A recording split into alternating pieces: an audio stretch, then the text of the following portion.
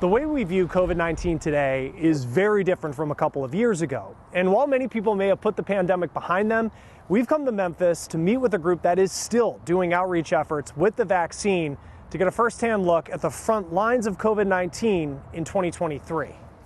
Mr. Tuggle, come on in, hop on up here. For as routine as a vaccine appointment may feel these days, this is going to be his booster. and as light as Ted Lyons keeps them, What we do for Steeler fans is that we use large needles.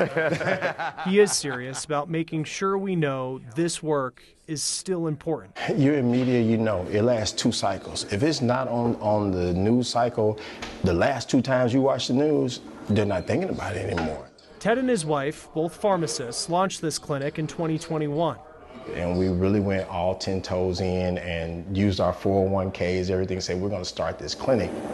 Today, they're still working to make sure COVID vaccine access is fair, especially for Memphis's Black and brown communities, groups often at a higher risk for pre-existing conditions. You have people who have multiple problems, you know, everything from diabetes, hypertension, asthma is really big in Memphis. So you're seeing a lot of people come in here who have problems that COVID could still be a very serious issue. Exactly.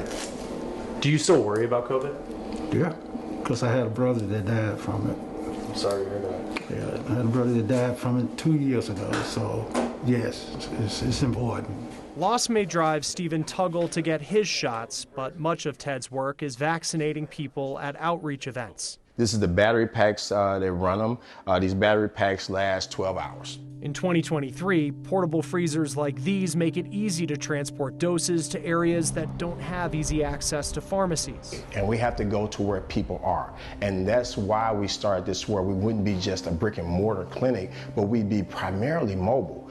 We go everywhere. Only about 1% of COVID cases in the U.S. today are deadly, according to Johns Hopkins. It is different now. Our world is different. I checked in with rural Michigan ICU nurse Michelle Hurd. I last spoke with her in 2021 when she was treating a COVID surge.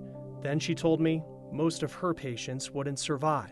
But today she says you can count the amount of COVID cases in her unit on one hand, although cases have risen in certain parts of the country in recent weeks. My world will always have COVID in it. I just plan on it. It's what we should do. We should always be looking for what's new in the research, how we can better treat these patients. Mr. Taylor, how are you doing today? Good, good. Come on through here. For Ted and the patients we met at his clinic, their answer to moving forward in a world with COVID is a mindset many have had from the beginning. I don't know if it's going away or when will it go away, but if it's out there, I want to be sure that I'm covered and I don't want to, hurt someone else. Chris Stewart, Scripps News, Memphis.